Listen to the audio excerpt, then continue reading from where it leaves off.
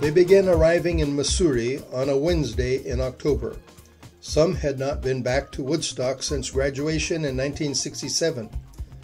They arrived from Washington and Florida, from Missouri and Maine, from Ohio and Minnesota, and from India and Afghanistan. They came back to revisit the mountains that had touched their lives in so many ways.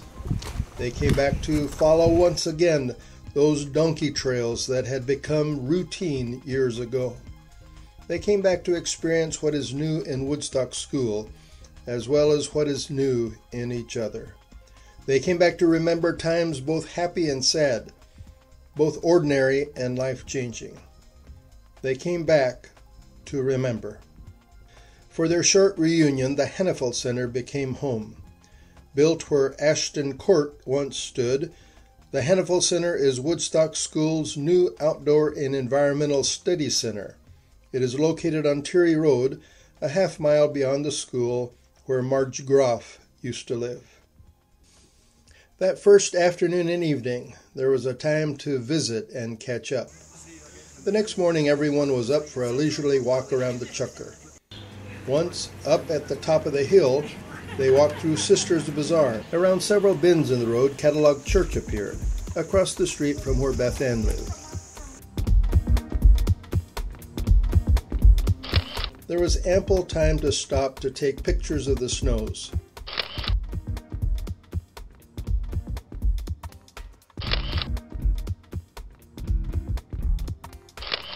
They took photographs also of the lovely flowers and ferns cropping out of the pushta walls. They passed Landar Community Cemetery, where Dale's grandfather is buried.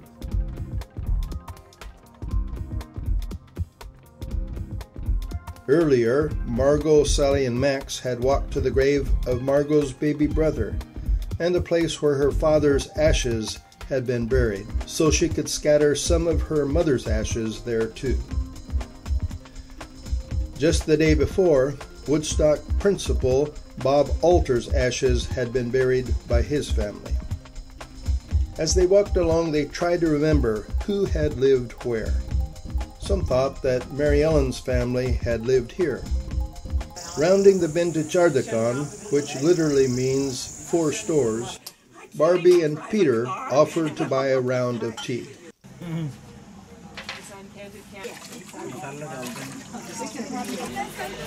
I guess they played a lot of bridge. I had too much to drink. Yeah, not the patients. Never have seen a patient, so you get these interactions that. No, none of them were real patients, but 50% of them never realize I can. Hey! And so they do something else. They become engineers or doctors.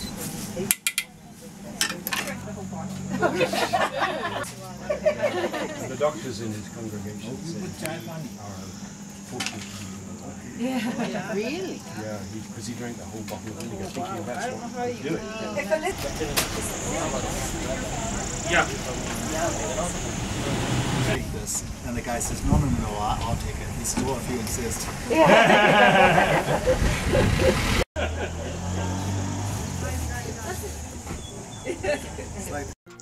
Next, they passed the newly renovated St. Paul's Church and a little further along Rokeby Manor, which was the Methodist guest house at one time and now is a first-class hotel complete with restaurant, hair salon, gift shop, and garden.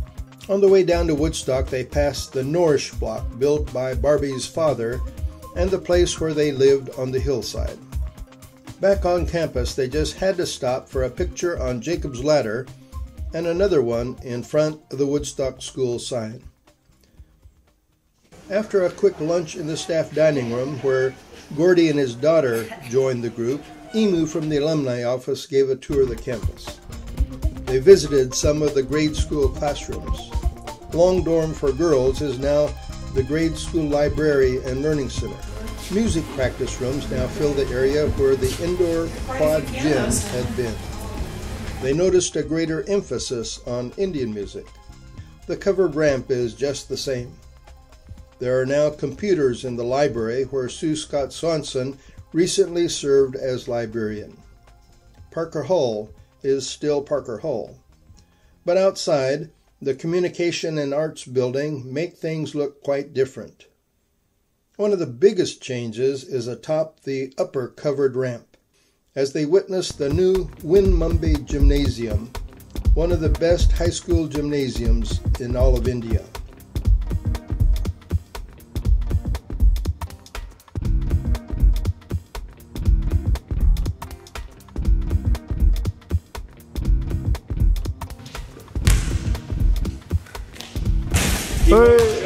Historical pictures of former athletes line the walls heading to the changing rooms. Oh, look at the bloomers. I remember those. They recognize some of the best of them.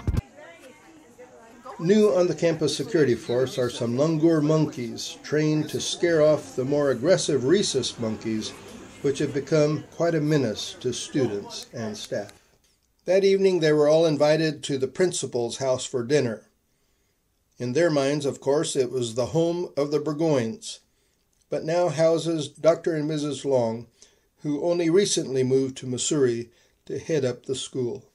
Friday morning, those who chose to walk the 7 miles from Siokoli to the Aglar River were off a couple of hours in advance of those taking the new motor road down to the Aglar Valley.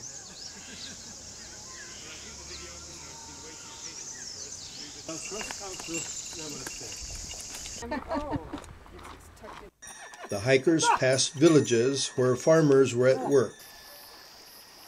For some, the walk brought back memories of this starting off route for hikes to Devasari, Nagtimba, Lurtsu, Darasu, Uttarkashi, and beyond.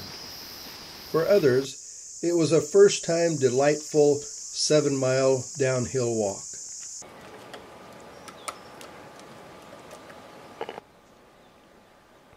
Once down to the Aglar, the hikers met up with the rest of the group. Tatur used to be the tea stall and post office where you waded across the Aglar River while balancing a heavy pack on your back. With the advent of the motor road and the bridge, Tatur has become quite a bustling town. From Tatur, they climbed higher and higher into the mountains on the new motor road.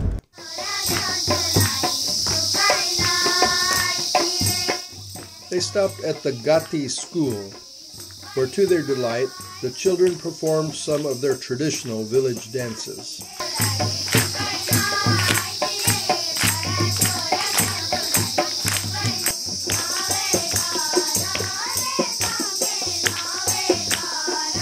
From the Gati School, it was on to experience a typical small picturesque mountain village. Kaskadan is a subsistence farming community which until the recent advent of the motor road was isolated. It is a beautiful sight as they proudly display their colorful corn crop. The village faces two new problems. Their young are abandoning farming to find jobs in the cities of Mussoorie, Dehradun, and beyond. On an earlier trip, the headman of the village had told Max Marble about the village's other new problem. Speaking in Hindi, he told of their new problem by frequently repeating two easily distinguishable English words.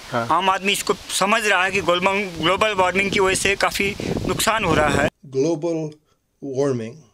He did not know how they would survive, with the reduced winter snow in the high mountains causing less and less moisture for their corn and other crops. Saturday morning, they were off to Happy Valley to visit the Tibetan School and the place where the Dalai Lama lived when he first escaped from Tibet.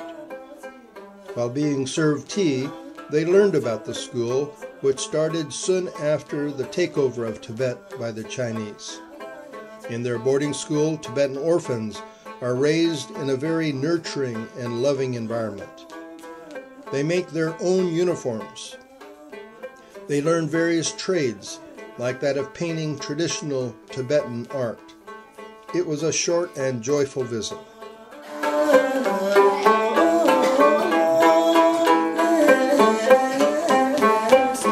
Rather than ride all the way back to the Hanifl Center, some chose to walk back through the bazaar.